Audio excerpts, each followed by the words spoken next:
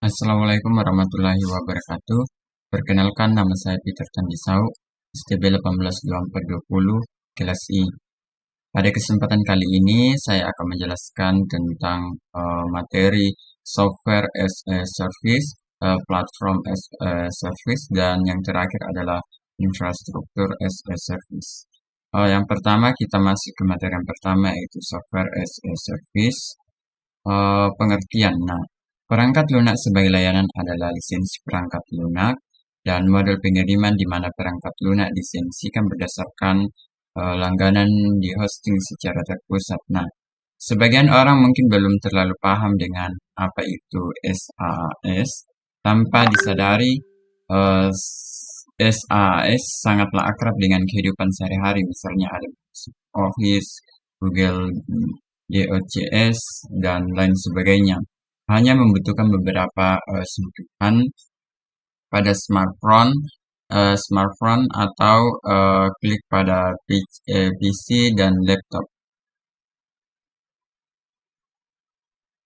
Selanjutnya, software as a service atau yang disingkat SaaS adalah perangkat lunak yang biasa digunakan dan diakses melalui internet tanpa harus melakukan pembelian program atau sistem, serta perangkat keras. Karena berada pada server dengan basis cold, kita tidak mengunduh perangkat lunak jika ingin menggunakannya atau melakukan pembaharuan sistem. Nah, SaaS dianggap sebagai dari komunikasi awan bersama dengan infrastruktur sebagai layanan IaaS atau platform sebagai layanan PaaS, desktop sebagai layanan DaaS, dan seterusnya. Nah, aplikasi SaaS biasanya diakses oleh pengguna menggunakan thin client, misalnya melalui browser web. SaaS telah menjadi model pengiriman umum untuk banyak aplikasi bisnis, termasuk perangkat lunak perkantoran, perangkat lunak pengiriman pesan, dan masih banyak yang lainnya. SaaS telah dimasukkan ke dalam strategi hampir semua perusahaan perangkat lunak, perusahaan terkemuka yang berkembang pesat itu pada tahun 2018. Nah, kemudian aplikasi dari SaaS di Indonesia sendiri tidak sedikit perusahaan startup digital yang membanggakan produk SaaS. Nah, ada beberapa di Indonesia yang menggunakan aplikasi SaaS. Nah, contoh aplikasinya yaitu seperti ini. Kita bisa lihat bisnis online kian marak di masyarakat seiring dengan industri e-commerce yang kian meroket. Nah, salah satu tool berbasis cloud yang menyediakan layanan manajemen pesanan pembeli dari berbagai situs marketplace yaitu Jubelio. Jadi ini adalah salah satu contohnya, yaitu Jubelio. Tidak hanya bisnis online saja, pemilik toko offline juga menggunakan aplikasi karena memadukan data transaksi bisnis online atau offline secara otomatis. Nah, dari PT Sahir International, ia memfasilitasi 3 bidang, yaitu membuat SOP, bisnis, dan sistem akuntansi perkantoran. Kemudian keuntungan menggunakan aplikasi ini yang pertama adalah pengguna dapat langsung memanfaatkan layanan secara gratis atau dengan bayar biaya sewa tanpa harus mengeluarkan investasi untuk membuat sendiri. Yang kedua, ketersediaan dan reliabilitas aplikasi terjamin oleh penyedia layanan. Pengguna hanya perlu fokus pada data miliknya. Perangkat yang dibutuhkan oleh pengguna juga hanya komputer dan internet. Kemudian tadi kita sudah berbicara tentang kelebihan, tentu juga ada kekurangan. Selain memiliki banyak keunggulan, pemanfaatan SaaS memiliki beberapa kekurangan untuk pengguna. Nah, kekurangan atau kelemahan SaaS yang pertama adalah ketergantungan koneksi internet. Jadi, kita di sini harus membutuhkan koneksi internet yang kuat. Nah, kemudian kekurangan selanjutnya adalah terletak pada isu keamanan dan yang menjadi hal yang penting. Data dan resource berada di sisi provider, meskipun provider menjamin keamanan data yang tersimpan. Tetapi segala kemungkinan kehilangan data dapat saja terjadi. Kekurangan selanjutnya yaitu dari segi fitur-fitur yang masih terbatas dibandingkan dengan aplikasi desktop. Nah, kemudian berikutnya yaitu PaaS atau dengan istilah Platform as a Service. definisi dan keuntungan platform as a service merupakan serangkaian layanan berbasis cloud yang memungkinkan designers, users, dan developers untuk membangun aplikasi dengan kecepatan yang tidak ditandingi oleh solusi on-premise. Nah, karena ini adalah layanan berbasis cloud, tidak perlu khawatir tentang pengaturan dan pemeliharaan server, patching, upgrades dan autentikasi sehingga penggunaan users dapat fokus untuk menciptakan user experience sebaik mungkin. Nah, keuntungan teknis. Nah, yang pertama adalah keahlian atau yang sering disebut dengan expertise. Nah, yang kedua adalah kecepatan atau yang sering dengan speed.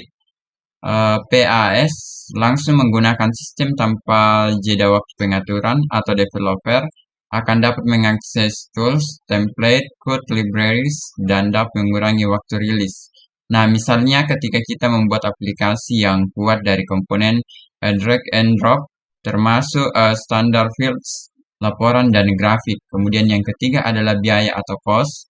Dengan menggunakan platform seperti Salesforce, misalnya juga dapat membantu dengan standarisasi dan konsolidasi sumber daya dan komponen aplikasi. Kemudian karakteristik dari platform as a service yang pertama yaitu PaaS menawarkan development environment berbasis browser. Hal ini memungkinkan pengembang untuk membuat database dan mengedit kode aplikasi baik melalui application programming interface atau tool point and click. Kemudian berikutnya adalah PaaS menyediakan service interface atau keamanan aplikasi. Kemudian menyediakan alat built-in untuk menentukan alat kerja, proses persetujuan, dan peraturan bisnis. Kemudian sangat mudah untuk mengintegrasikan PaaS dengan aplikasi lain pada platform yang sama. Kemudian kelebihan platform as a service berikut adalah kelebihannya. Misalnya kita bisa lihat di sini menurunkan biaya administrasi. Artinya pelanggan tidak perlu repot untuk administrasi karena ini adalah tanggung jawab penyedia cool. Kemudian menurunkan total biaya pembelian hardware atau software. Nah, pelanggan tidak perlu membeli perangkat keras server, power, dan penyimpanan data yang mahal. Kemudian menentukan sumber daya. Nah, sangat mudah untuk mengukur sumber daya secara naik atau turun secara otomatis. Nah, berdasarkan permintaan mereka. Kemudian berikutnya adalah software and hardware yang terbaru. Ini adalah tanggung jawab penyedia cool untuk memperbarui versi dari software atau hardware-nya. Nah, permasalahan platform as a service. Berikut adalah masalah-masalah yang biasa terjadi pada platform as a service. Yang pertama, tidak bisa multi-platform. Nah, meskipun standar bahasa pemrograman yang digunakan antar platform, namun beberapa layanan platform mungkin berbeda, misalnya antar muka, antrian, dan tabel hash dari satu platform mungkin berbeda dari yang lain. Nah, kemudian berikutnya adalah penjadwalan prosesor berbasis proyek. Nah, aplikasi PaaS adalah event-oriented yang menimbulkan kendala sumber daya pada aplikasi, yaitu mereka yang harus menjawab permintaan dalam interval waktu tertentu. Kemudian yang berikutnya adalah keamanan aplikasi PaaS. Nah, karena aplikasi PaaS bergantung pada jaringan, mereka harus secara eksplisit menggunakan kriptografi dan mengelola exposure keamanan. Nah, infrastruktur as a service atau yang biasa disebut dengan IaaS.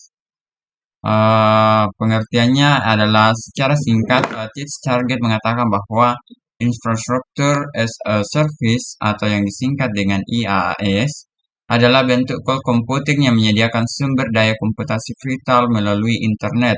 Nah, adapun menurut IBM, IaaS adalah bentuk cloud computing yang memberikan sumber daya komputasi jaringan dari penyimpanan dasar kepada konsumen sesuai permintaan.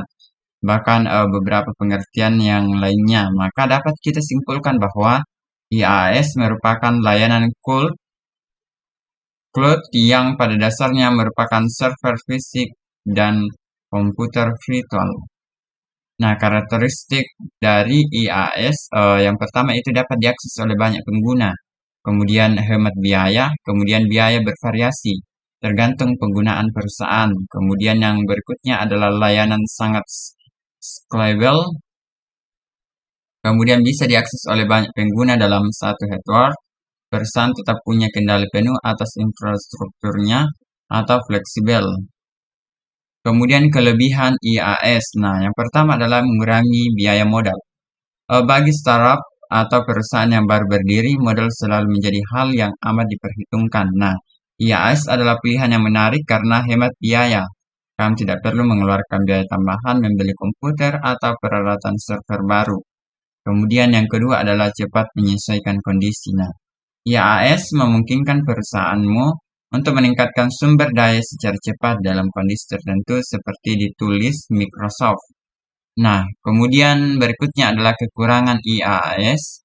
Yang pertama adalah membutuhkan pelatihan internal. Nah, model cloud computing IaaS memungkinkan perusahaan mengelola sistem operasi keamanan aplikasi dan database sendiri. Oleh karena itu, dibutuhkan pelatihan internal untuk memastikan perusahaan dapat mengelola infrastruktur secara efektif. Kemudian yang kedua adalah keamanan.